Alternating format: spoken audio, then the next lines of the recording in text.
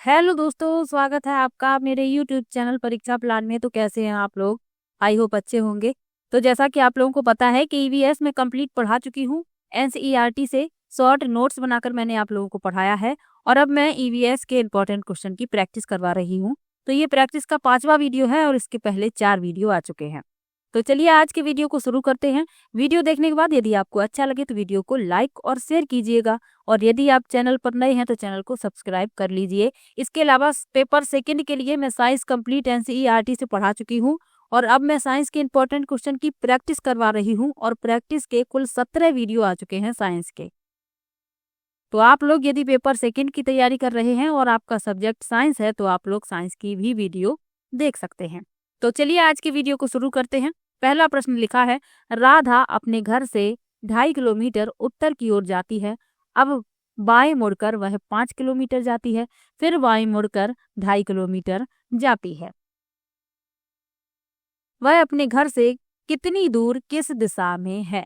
तो आप लोगों को मैंने बताया है, जब भी दूरी और दिशा वाले प्रश्न आए हैं तो मैंने आपको दिशाओं के बारे में बताया है कि ये पूरब होता है, ये पश्चिम होता है और ये उत्तर होता है और ये दक्षिण होता है। अब इसमें जैसा जैसा लिखा है वैसा ही वैसा हम लोग चित्र बनाते चलेंगे। लिखा है, वह अपने घर से 2.5 किलोमीटर उत्तर की ओर जाती है, यानी कि उसका घर यहाँ पर है और घर से उत्तर की ओर 2.5 किलोमीटर जा रही है। ये दूरी 2.5 किलोमीटर है, यहाँ आ जाती है यहाँ पर। उसके बाद क्या लिखा है, अब वह बाएं मुड़कर 5 किलोमीटर जाती है। यहाँ से चली है, अब उसको बाएं मुड़ना है, यानी इस तरफ मुड़ेगी 5 किलोमीटर। ये 2.5 है, ये 5। आगे क्या लिखा है, फिर बाएं मुड़कर 2.5 किलोमीटर जाती है। अब वह फिर बाएं मुड़ती है और फिर 2.5 किलोमीटर जाती है। वह अपने घर से कितनी दूर है और किस दिशा में है? तो वह अपने घर से 5 किलोमीटर दूर पश्चिम दिशा में है, यानी यहाँ पर खड़ी है, ये उसका घर है तो घर के लिए ये पश्चिम दिशा है और वह घर से कितनी दूर है? 5 किलोमीटर दूर। यानी कि आप देख रहे हैं जो सी विकल्प है वही इस प्रश्न का उत्तर है। इस तरीके के प्रश्न आते हैं, आपको चित्र बनाना है, जैसा सवाल में कहा गया है वैसे वैसे करते जाना है और आपका उत्तर सही निकलेगा यदि आप चित्र सही से बनाते हैं। तो सी विकल्प इसमें सही हो जाएगा। चलिए अगले प्रश्न पर चलते हैं। लिखा है, किस राज्य में फूलों की घाटी राष्ट्रीय उद्यान स्थित है? पहला विकल्प है उत्तर प्रदेश, दूसरा है उत्तराखंड, तीसरा है केरल और चौथा है कर्नाटक। तो फूलों की घाटी स्थित है उत्तराखंड में, दूसरा विकल्प इसमें सही हो जाएगा। बी विकल्प इसमें सही है। तो 1982 में इसे एक राष्ट्रीय उद्यान घोषित किया गया था, ये आपको याद रखना है। और इसे 2005 में यूनेस्को की विश्व धरोहर स्थल घोषित किया गया था, ये भी आपको याद रखना है। और यहाँ पर जो ये फूलों की घाटी है, यहाँ पर 600 से अधिक फूलों की प्रजातियां हैं, जिसमें ब्रह्म कमल जैसी कुछ आकर्षक किस्में भी शामिल हैं। तो ये बातें आपको याद रखनी हैं। अब एक प्रश्न और पूछ लिया जाता है कि शांत घाटी कहाँ पर है?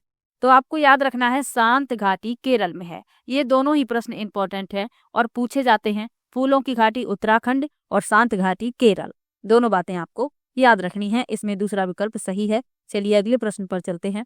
लिखा है, मैं पतला सा पर छोटा हूँ, भूरा भी हूँ काला भी हूँ, गरम घी और तेल में मैं खुशबू फैलाता हूँ, दही और जलजीरों में भून कर डाला जाता हूँ, सोचो सोचो कौन हूँ मैं? उपर्युक्त पहेली में उल्लिखित मसाले को पहचानिए।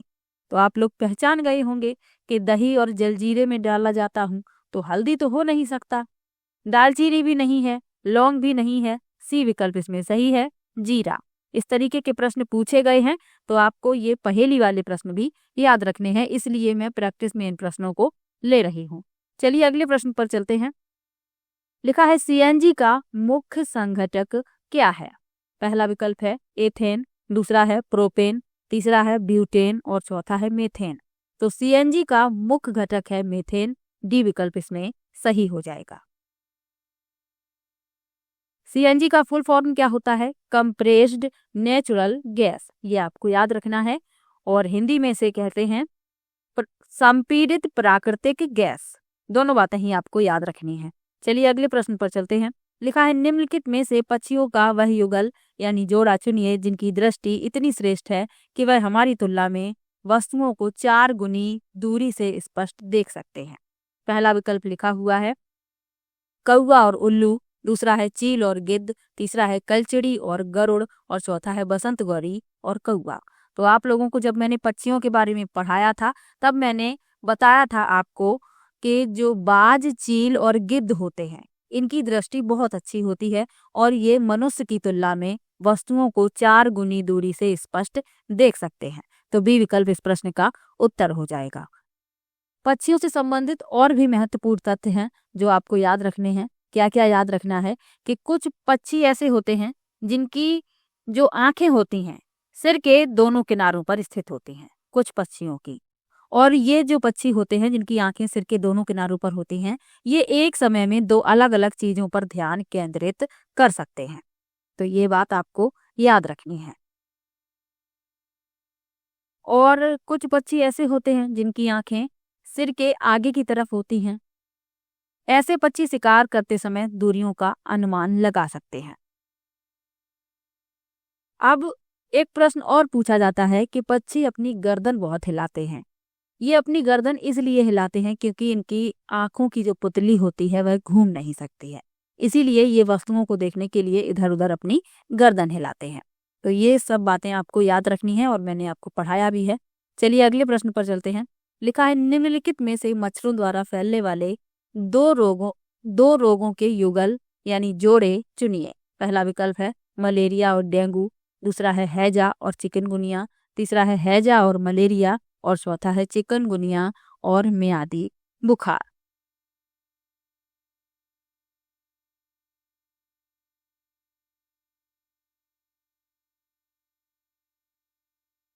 तो मच्छरों से फैलने वाले रोगों को बताना है तो मलेरिया और डेंगू दोनों ही मच्छरों से फैलते हैं।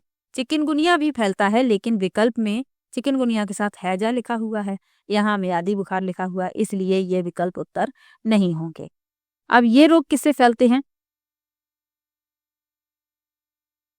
और हैजा और टाइफाइड किससे फैलता है? जीवाणु से यानी बैक्टीरिया से। तो आपको साथ में ये भी याद रखना है। चलिए अगले प्रश्न पर चलते हैं। लिखा है किसी पर्यटक ने किसी राज्य के ग्रामीण क्षेत्र के अधिकांश घरों का नीचे दिए अनुसार विवरण दिया।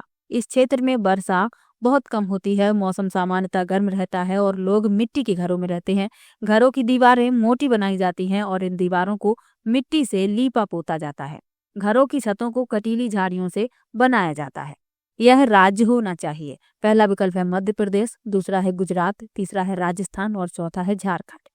तो आप सभी लोगों को पता है घरों की विशेषताओं के बारे में मैंने आपको पढ़ाया है और आप ये तो जानते ही हैं कि राजस्थान जो है एक ऐसा स्थल है जहाँ पर बारिश कम होती है और यहाँ पर गर्मी ज़्यादा होती है।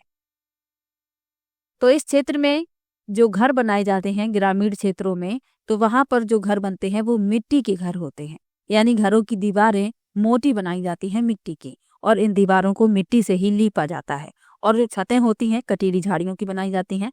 तो इसमें सी विकल्प सही हो जाएगा क्योंकि जो मिट्टी के घर होते हैं ये अंदर से ठंडे रहते हैं क्योंकि सूर्य की जो गर्मी होती है वह अंदर प्रवेश नहीं कर पाती, इसीलिए दीवारें जो है मोटी बनाई जाती हैं। तो सी विकल्प इस प्रश्न में सही हो जाएगा। चलिए अगले प्रश्न पर चलते हैं। लिखा है चार चिनारी एक बहुत प्रसिद्ध पर्यटक स्थल है। यह चारों तरफ से पर्वतों से घिरा है तथा जिस शहर में स्थित है उसका नाम है। पहला विकल्प है हैदराबाद, दूसरा है लखनऊ, तीसरा है मैसूर और चौथा है श्रीनगर। तो चार चिनारी एक बहुत प्रसिद्ध पर्यटक स्थल है और ये श्रीनगर में स्थित है। डी विकल्प इसमें सही है। यह जो चार चिनारी है तो 4 राजसी चिनार के पेड़ों का समूह है, इसीलिए इसे चार चिनारी कहा जाता है। चिनार के पेड़ हैं और इन्हीं 4 पेड़ों का ये समूह है जो श्रीनगर में डल झील के बीच में स्थित है। तो डी विकल्प इसमें सही हो जाएगा। पूछा गया है ये प्रश्न तो याद रखिएगा। चलिए अगले प्रश्न पर चलते हैं। लिखा है निम्नलिखित में से उस जानवर को चुनिए जिसकी सुनने की संवेदन शक्ति इतनी तीक्ष्ण है कि वह पत्तों के हिलने और घास पर किसी जानवर के चलने में अंतर कर सकता है। पहला विकल्प है स्लॉथ, दूसरा है कुत्ता, तीसरा है बाघ और चौथा है घोड़ा।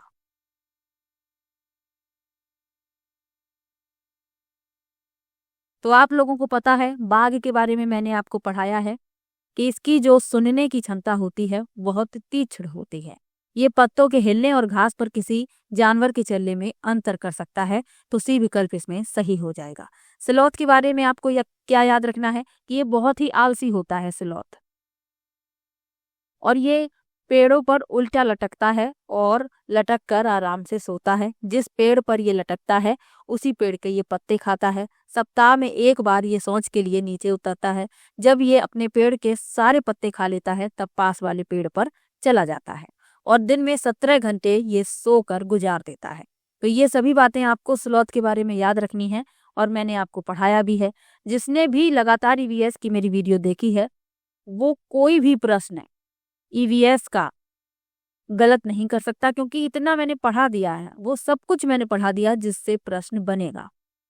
तो इसमें सी विकल्प सही है। और अभी भी समय है, यदि आप अभी भी वीडियो देखना चाहते हैं तो 2 या 3 दिन में आप सारी वीडियो देख सकते हैं। प्लेलिस्ट बनी हुई है, वहां पर आप जाइए, सभी वीडियो एक साथ आप प्राप्त कर सकते हैं। और छोटी छोटी मैंने वीडियो बनाई है, ज्यादा बड़ी वीडियो नहीं बनाई है। तो आप पूरा रिविजन कर सकते हैं एनसीईआरटी का। चलिए अगले प्रश्न पर चलते हैं। लिखा है निम्नलिखित में से कौन सा युग्म सही है। जड़ों से भी प्रश्न आते हैं, तो जड़ों के बारे में आपको याद रखना है कि जड़ें 2 प्रकार की होती हैं, और एक होती है मूसला जड़ और एक होती है रेशेदार जड़। जड़ जो होते हैं ये पौधे का भूमिगत हिस्सा है जो मृदा से जल और खनिजों को अवशोषित करते हैं और भोजन का भंडारण भी ये करती हैं। तो आपको ये सब बातें जड़ों के बारे में याद रखनी है। अब इसमें जो सही विकल्प है वह पूछा गया है। लिखा है गेहूं मूसला जड़, और मक्का मूसला जड़, गाजर मूसला जड़, बांस मूसला जड़। तो आपको मैंने बताया भी है, गेहूं में रेशेदार जड़ पाई जाती है, पहला विकल्प गलत हो गया। मक्का में भी रेशेदार जड़ पाई जाती है, ये भी गलत हो गया।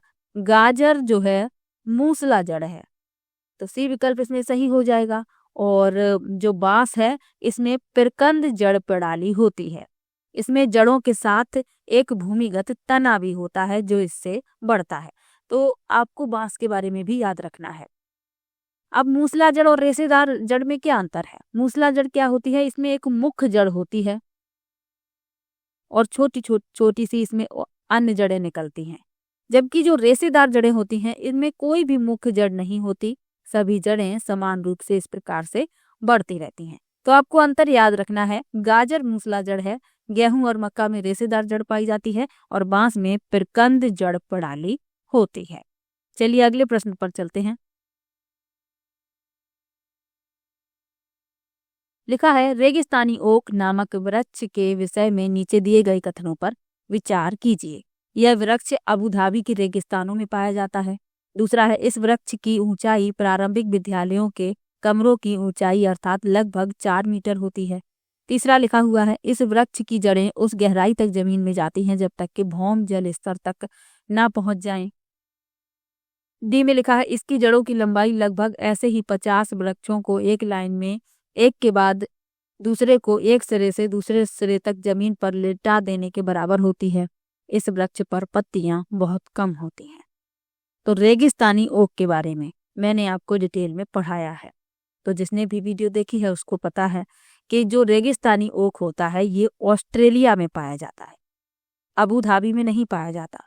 अब रेगिस्तानी ओक जब पूछा जाता है प्रश्न कि रेगिस्तानी ओक कहाँ पाया जाता है, इस तरीके से भी प्रश्न पूछा गया है, उसमें राजस्थान ऑप्शन में जरूर होता है। और कुछ लोग रेगिस्तान देखकर राजस्थान को टिक कर देते हैं और उनका नंबर चला जाता है। आपको याद रखना है ये ऑस्ट्रेलिया में पाया जाता है, और इसमें पत्तियां जो हैं बहुत कम होती हैं। इनकी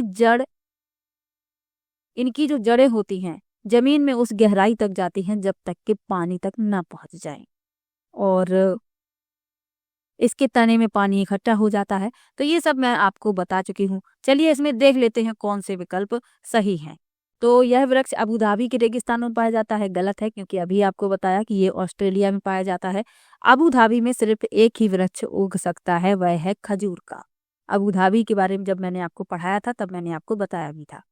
तो पहला इसमें गलत हो गया। इस वृक्ष की ऊंचाई प्रारंभिक विद्यालयों के कमरों की ऊंचाई अर्थात लगभग 4 मीटर होती है। सही है। इस वृक्ष की जड़ें जमीन में उस गहराई तक जाती हैं जब तक के पानी तक ना पहुंच जाएं, ये भी सही है। चौथे में लिखा है इसकी जड़ों की लंबाई लगभग ऐसे ही 50 वृक्षों को एक लाइन में एक के बाद दूसरे को एक सिरे से दूसरे सिरे तक जमीन पर लिटा देने के बराबर होती है, ये गलत है। इसकी जड़ों की लंबाई तो ज्यादा होती है लेकिन इतनी लंबाई नहीं होती जितना इसमें बताया गया है, तो डी गलत हो गया। और इस वृक्ष पर पत्तियां बहुत कम होती हैं, ये भी सही है, यानी कि BCE इसमें सही है। तीसरा विकल्प इस प्रश्न का उत्तर हो जाएगा।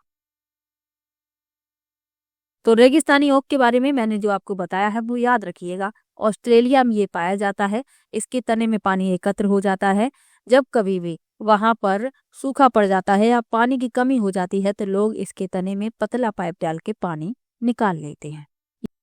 अगला प्रश्न दिया गया है, निम्नलिखित में से किस राज्य संघ शासित क्षेत्र के लोग सरसों के तेल में बनी मछली खाना पसंद करते हैं? पहला विकल्प है कश्मीर, दूसरा है गोवा, तीसरा है लक्षद्वीप और चौथा है पुडुचेरी। तो मैंने आपको कई बार बताया है, जब भी इस तरीके का प्रश्न आता है तो मैंने आपको बताया है कि नारियल के तेल में मछली को पकाकर, समुद्री मछली को पकाकर गोवा के लोग खाते हैं, लेकिन सरसों के तेल में मछली को पकाकर कश्मीर के लोग खाते हैं। ए विकल्प इसमें सही हो जाएगा। अंतर याद रखिए, नारियल के तेल में पकाकर समुद्री मछली गोवा के लोग खाते हैं और सरसों के तेल में मछली पकाकर कश्मीर के लोग खाते हैं। सरसों के तेल में पूछा गया है तो ए विकल्प इसमें सही हो जाएगा। चलिए अगले प्रश्न पर चलते हैं। लिखा है बावड़ियों के विषय में निम्नलिखित कथनों पर विचार कीजिए। ये वर्षा के पानी के भंडारण और संरक्षण की पारंपरिक प्रणालियां हैं। इनका प्रयोग सामुदायिक संसाधनों के रूप में किया जाता था। बावड़ियों में सीढ़ियां जमीन के नीचे कई मंजिल तक जाती थीं, परंतु लोगों को घिरनियों द्वारा कुएं से पानी खींचने की अनुमति थी। अब इसमें बावड़ियों के विषय में जो सत्य कथन है वह बताना है। तो ये वर्षा के पानी के भंडारण और संरक्षण की पारस्परिक प्रणालियां हैं, सही है। इनका प्रयोग सामुदायिक संसाधन के रूप में किया जाता था, ये भी सही है। लेकिन बावड़ियों में सीढ़ियां जमीन तक जाती थी, ये तो सही बात है कि बावड़ियां जो होती हैं इनमें सीढ़ियां जमीन तक जाती हैं। लेकिन लोग घिरनियों द्वारा कुएं से पानी खींचते थे, ये गलत है, क्योंकि लोग खुद पानी तक पहुंच सकते थे, आराम से पानी भर कर ऊपर आ सकते थे क्योंकि उनमें सीढ़ियां बनी हैं। तो ए और बी इसमें सही है, सी इसमें गलत है, यानी कि बी विकल्प इस प्रश्न का उत्तर हो जाएगा। बावड़ियों के विषय में आपको याद रखना है, इन्हें सीढ़ीदार कुआं भी कहते हैं।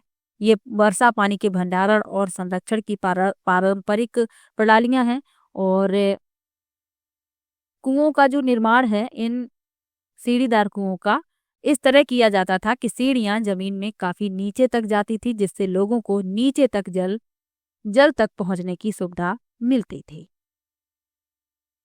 इन्हें मानसून के दौरान वर्षा के पानी को एकत्र करने और संग्रहित करने के लिए बनाया गया था, जिसका उपयोग पूरे वर्ष किया जा सकता था। तो ये सभी आपको बातें याद रखनी हैं। तो इसमें दूसरा विकल्प सही हो जाता है। चलिए अगले प्रश्न पर चलते हैं। लिखा है बिना बीजों के उगने वाले पौधे हैं। पहला विकल्प है सेब, दूसरा है पाइनस, तीसरा है फर्न और चौथा है प्रून्स। तो बिना बीज के उगने वाले पौधे हैं फर्न, सी विकल्प इसमें सही हो जाएगा। ये जो होते हैं फर्न, ये बीजाणुओं के माध्यम से प्रजनन करते हैं जो पत्तियों के नीचे से निकलते हैं। तो ये बात आपको याद रखनी है। चलिए अगले प्रश्न पर चलते हैं। लिखा है भारत में हमारी करीब 22 संवैधानिक रूप से मान्यता प्राप्त भाषाएं हैं। भारत के अनेक राज्यों में अपनी आधिकारिक भाषाएं हैं। संथाली एवं कुडुख भाषा बोली जाती है। कहाँ पर बोली जाती है ये पूछा गया है। पहला विकल्प है झारखंड, दूसरा है असम, तीसरा है मणिपुर और चौथा है उड़ीसा। तो आप लोग याद कीजिए, जब मैंने आपको सूरमणि के बारे में बताया था उसमें मैंने आपको ये वाला जो प्रश्न है इसके बारे में बताया था। ये पूछा जाता है कि कुडुख भाषा कहाँ पर बोली जाती है और कुडुख भाषा में तोरांग का अर्थ क्या होता है ये भी पूछा जाता है। तो तोरांग का अर्थ जंगल होता है। ये प्रश्न मैं प्रैक्टिस में पहले ले चुकी हूँ। तो संथाली और कुडुख भाषाएं झारखंड में बोली जाती हैं। ए विकल्प इस प्रश्न का उत्तर हो जाएगा। झारखंड जो है भारत के पूर्वी भाग में स्थित है और इसका गठन वर्ष 2000 में हुआ था, ये भी आपको याद रखना है। और जो कुडुख है ये झारखंड में कुडुख समुदाय द्वारा बोली जाने वाली एक अल्पसंख्यक भाषा है, तो ये आपको याद रखना है। अब असम में असमिया भाषा बोली जाती है, मणिपुर में मणिपुरी, मेइतेलोन और उड़ीसा में उड़िया। ये सभी बातें आपको याद रखनी है। चलिए अगले प्रश्न पर चलते हैं। अगला प्रश्न है झूम खेती है। पहला है जैविक खेती, दूसरा है काटो और जलाओ खेती, तीसरा है रासायनिक पीड़कनाशियों का सीमित उपयोग और चौथा है फसल चक्रण।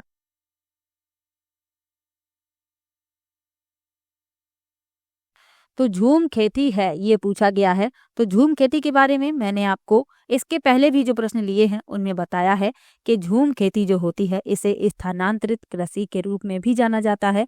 यहाँ पर क्या किया जाता है कि एक जब फसल कर ली जाती है भूमि पर तो उस भूमि को कुछ समय के लिए ऐसे ही छोड़ दिया जाता है, फिर उस पर कुछ खरपतवार उगाते हैं, तो इन खरपतवारों को काट कर वहीं जला दिया जाता है।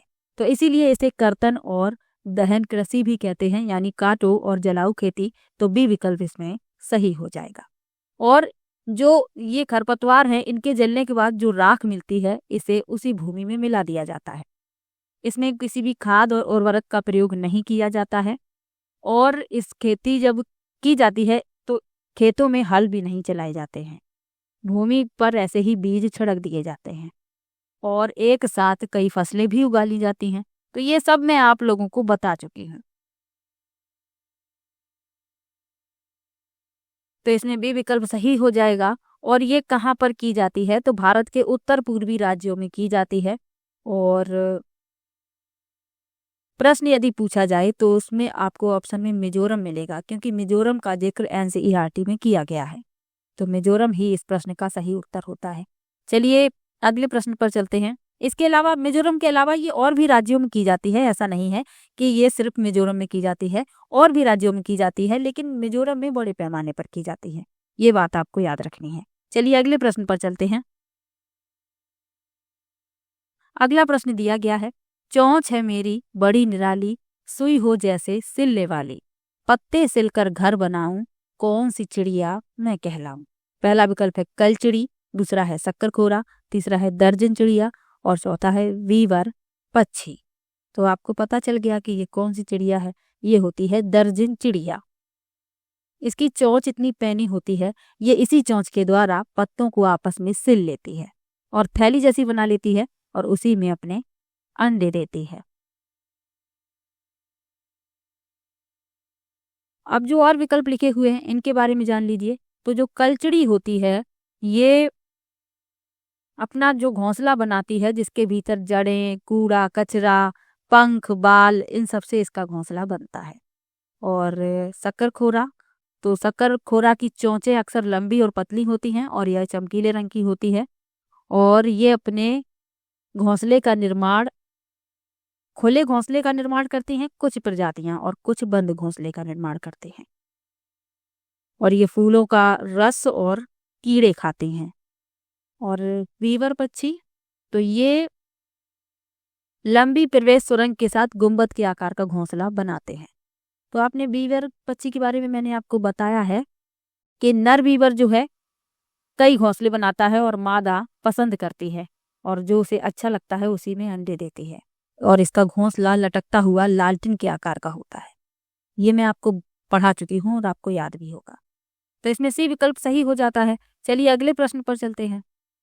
लिखा है जंतु परागण किसके द्वारा पौधों के परागण की विधि है। पहला विकल्प है पक्षी, दूसरा है चमगादड़, तीसरा है गिलहरी और चौथा है मधुमक्खियां। तो जंतु परागण क्या होता है? जंतु परागण एक प्रकार का परागण है जो चमगादड़ों द्वारा किया जाता है। तो इसमें बी विकल्प आपका सही हो गया, चमगादड़। चमगादड़ जो होते हैं उन फूलों की ओर आकर्षित होते हैं जो अक्सर सफेद या हल्के रंग के होते हैं और रात में तेज गंध छोड़ते हैं। परागण के दौरान चमगादड़ एक फूल के नर भाग से पराग को दूसरे फूल के मादा भाग में स्थानांतरित करते हैं और इस प्रकार का परागण कई पौधों की प्रजातियों के अस्तित्व के लिए महत्वपूर्ण है, विशेष रूप से जो उष्णकटिबंधीय और रेगिस्तानी इलाकों में पाई जाते हैं। तो इसमें बी विकल्प सही हो जाता है। चलिए अगले प्रश्न पर चलते हैं। लिखा है हमारे देश की विरासत एवं संस्कृति समृद्ध है तथा कला इस संस्कृति का हिस्सा है। पश्चिम बंगाल का प्रसिद्ध पारंपरिक कला का रूप है। पहला विकल्प है जामदानी, दूसरा है चिकनकारी, तीसरा है पटोला और चौथा है पोचमपल्ली। तो इस प्रश्न में पहला विकल्प सही है, जामदानी। जामदानी जो है पश्चिम बंगाल की एक पारंपरिक बुनाई तकनीक है जो सूती और रेशमी कपड़ों पर जटिल प्रतिरूप बनाती है। अब जो और विकल्प लिखे हुए हैं, चिकनकारी, तो ये उत्तर प्रदेश के लखनऊ शहर में सुई के काम की एक प्राचीन शैली है और इसे चिकनकारी कहा जाता है। पटोला क्या है, तो दोहरी एकत बुनी हुई साड़ी जिसे पटोला के नाम से जानते हैं। ये तो पटोला जो साड़ी है ये गुजरात में बनाई जाती है, ये आपको याद रखना है। पोचमपल्ली, तो पोचमपल्ली के बारे में तो मैंने आपको पढ़ाया भी है। तो पोचमपल्ली का संबंध है भारत के तेलंगाना राज्य से। तो ये सभी आपको साथ में याद रखना है। पोचमपल्ली साड़ियां होती हैं और इनकी विशेष बुनकरों द्वारा इनकी बुनाई की जाती है। चलिए अगले प्रश्न पर चलते हैं। अगला प्रश्न दिया गया है, हाथियों के बारे में निम्नलिखित कथनों पर विचार कीजिए। यहाँ ये इंग्लिश में लिखे हुए हैं, ये हिंदी में, और ये विकल्प हैं। फिर बताना है कौन से विकल्प हाथियों के संबंध में सही है। लिखा है सामान्यतः 3 माह के आयु के हाथी के बच्चे का भार 1 क्विंटल से कम होता है। हाथी अत्यधिक आराम नहीं करते, वे एक दिन में 2 से 4 घंटे सोते हैं। हाथियों के झुंड में मुख्यतः हथनियां और बच्चे ही रहते हैं। सबसे बुजुर्ग हथनी ही पूरे झुंड की नेता होती है और किसी झुंड में 20 से 25 हथनियां और बच्चे होते हैं। नर हाथी 8 से 10 वर्ष की आयु होने तक ही झुंड में रहते हैं। तो हाथियों के बारे में मैं आपको पढ़ा चुकी हूँ। तो इसमें जो सत्य कथन है वह बताना है। पहला लिखा हुआ है 3 महीने के हाथी के बच्चे का वजन 1 क्विंटल से कम होता है, तो ये गलत है, क्योंकि 3 महीने के हाथी के बच्चे का वजन लगभग 2 क्विंटल होता है, यानी 200 किलोग्राम। तो पहला गलत हो गया। उसके बाद लिखा है हाथी अत्यधिक आराम नहीं करते, वे एक दिन में 2 से 4 घंटे ही सोते हैं, ये सही बात है। तीसरा लिखा हुआ है हाथियों के झुंड में हथनियां और बच्चे ही रहते हैं, सबसे बुजुर्ग हथनी ही पूरे झुंड की नेता होती है, ये भी सही है। और डी में लिखा है किसी झुंड में 20 से 25 हथनियां और बच्चे होते हैं। नर हाथी 8 से 10 वर्ष की आयु तक ही झुंड में रहते हैं, तो ये भी गलत है, क्योंकि एक झुंड में 10 से 12 हथनियां और बच्चे रहते हैं और जो नर हाथी होते हैं 14-15 वर्ष की आयु तक झुंड में रहते हैं, फिर ये झुंड छोड़ देते हैं और अकेले रहते हैं। तो चौथा भी गलत हो गया। बी और सी इसमें सही है, यानी कि आपका जो चौथा विकल्प है वही इस प्रश्न का उत्तर हो जाएगा। चलिए अगले प्रश्न पर चलते हैं। हाथियों के बारे में और आपको क्या क्या याद रखना है एक बार जान लीजिए। जो हाथी होता है 3 महीने का, उसका जो वजन होता है वह होता है 2 क्विंटल, यानी लगभग 2 क्विंटल होता है। और एक वयस्क हाथी एक दिन में 100 किलोग्राम से अधिक झाड़ियां और पत्ते खा लेता है। हाथी बहुत कम आराम करते हैं, दिन में 2 से 4 घंटे ही सोते हैं। हाथियों को पानी में और कीचड़ में खेलना पसंद होता है। जब हाथियों को गर्मी लगती है तो ये कान हिलाकर हवा करते हैं। हाथियों के झुंड में मुख्यतः हथनियां और बच्चे ही रहते हैं और जो बुजुर्ग हथनी होती है वह पूरे झुंड की नेता होती है। और किसी झुंड में 10 से 12 मादा हाथी यानी हथनियां और बच्चे हो सकते हैं और जो नर हाथी होते हैं 14-15 वर्ष तक ही झुंड में रहते हैं, उसके बाद झुंड छोड़ देते हैं। तो ये सभी बातें आपको हाथी के बारे में याद रखनी है। प्रश्न पूछा जाता है, कई बार पूछा गया है। चलिए अगले प्रश्न पर चलते हैं। लिखा है 3 परंपरागत जल संरक्षण की पद्धतियां नीचे दी गई हैं, सही विकल्प का चयन कीजिए जहां आप उन्हें देख सकते हैं। लिखा है जोहड़, बावड़ी, झील, यहाँ जोहड़ लिखा हुआ है।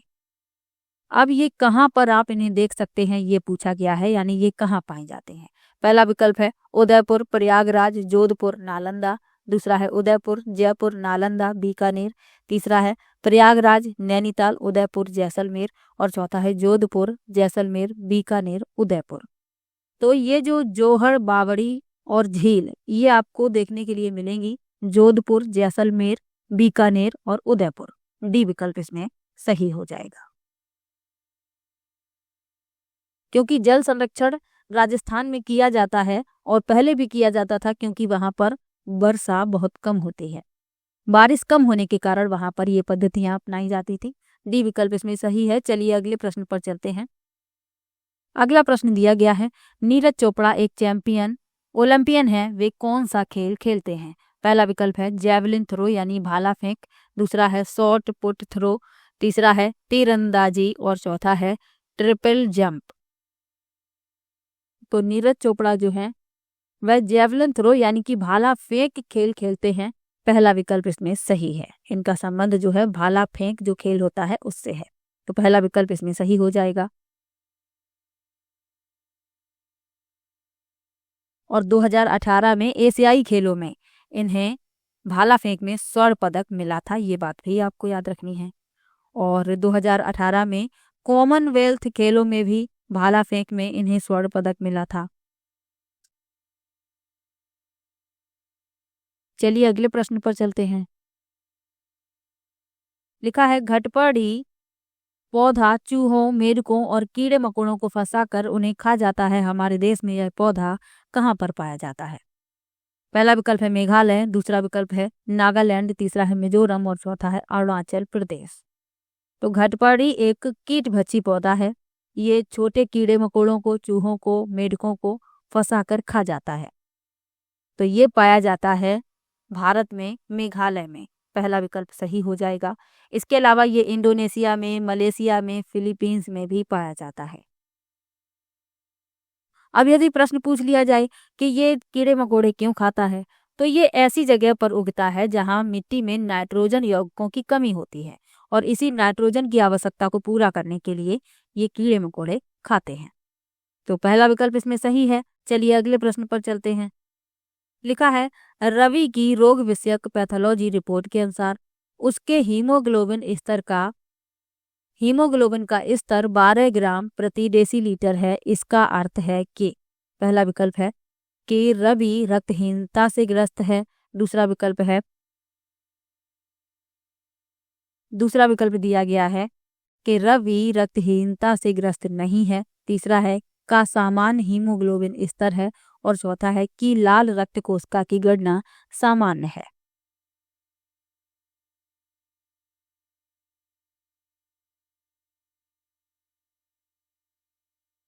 तो रक्त में हीमोग्लोबिन का जो स्तर है वह कितना होता है? 12 से 16 ग्राम प्रति डेसीलीटर के बीच। तो रवि का जो स्तर है वह कितना है? 12 ग्राम प्रति डेसीलीटर, यानी कि वह रक्तहीनता से ग्रस्त नहीं है और उसका जो हीमोग्लोबिन का स्तर है वह सामान्य है। तो बी और सी इसमें सही है, यानी कि जो पहला विकल्प है वही इस प्रश्न का उत्तर हो जाएगा। चलिए अगले प्रश्न पर चलते हैं।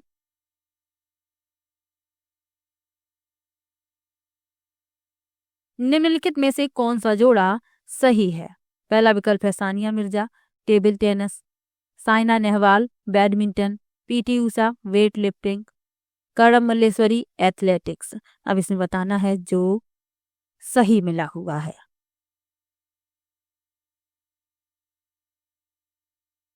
तो सानिया मिर्जा टेनिस खेलती हैं, टेबल टेनिस नहीं खेलती, पहला गलत हो गया।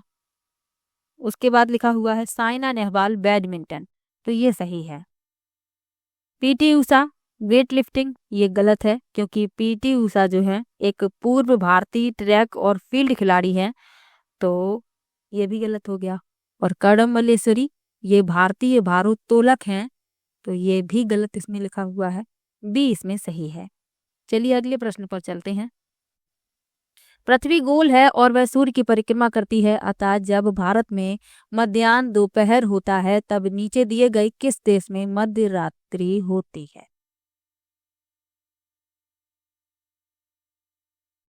तो इसमें पूछा गया है कि जब भारत में दोपहर होता है तब किस देश में मध्य रात्रि होती है? तो वह है अर्जेंटीना।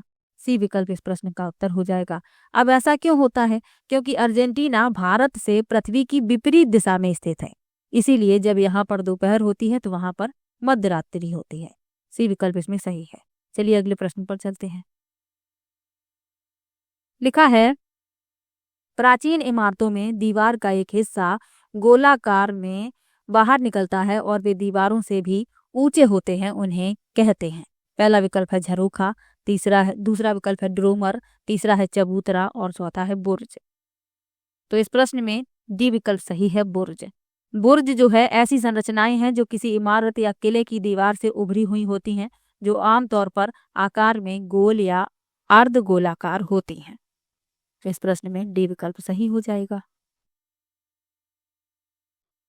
अगला प्रश्न दिया गया है और अगला प्रश्न फिर से बावड़ियों से संबंधित है, यानी सीढ़ीदार कुआं से।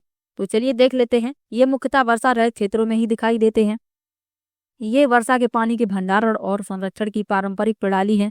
सी में लिखा है इनका उपयोग सामुदायिक संसाधन के रूप में किया जाता है। और डी में लिखा है बावड़ियों में जमीन के नीचे कई मंजिल तक जाती हैं। बावड़ियों में सीढ़ियां जमीन के नीचे कई मंजिल तक जाती हैं, परंतु किसी को भी सीढ़ियों के द्वारा नीचे पानी तक जाने की अनुमति नहीं है। तो आप लोग समझ गए कौन सा विकल्प सही है। ए सही है, बी सही है, सी सही है, डी गलत है। सीढ़ियां किस लिए बनी है? ताकि लोग खुद पानी तक पहुंच सकें। तो इसमें ए और बी सही, ए बी सी सही है, डी विकल्प इस प्रश्न का उत्तर हो जाएगा। चलिए अगले प्रश्न पर चलते हैं। लिखा है आपदा के बाद शरणार्थी लोग अपने क्षेत्र को वापस लौटते हैं। यह है, पहला विकल्प है विस्थापन, दूसरा है स्थानांतरण, तीसरा है प्रत्यावर्तन और चौथा है आप्रवास। तो आपदा के बाद शरणार्थी लोग अपने क्षेत्र को वापस लौटते हैं, ये प्रत्यावर्तन कहलाता है। जब वहां पर स्थिति सामान्य हो जाती है तो लोग अपने क्षेत्र को वापस लौटते हैं, तो ये प्रत्यावर्तन कहलाता है। सी विकल्प इसमें सही है। विस्थापन क्या है, इन सब के बारे में भी जान लीजिए। विस्थापन क्या है? जब बड़ी संख्या में लोग अपने घरों से विस्थापित हो जाते हैं, तो इसे विस्थापन कहा जाता है। स्थानांतरण क्या है? लोगों के स्थानांतरण से तात्पर्य राष्ट्रीय या अंतर्राष्ट्रीय नीति के परिणाम स्वरूप लोगों के एक क्षेत्र से दूसरे क्षेत्र में बड़े पैमाने पर प्रवासन से है। और आप्रवास क्या है?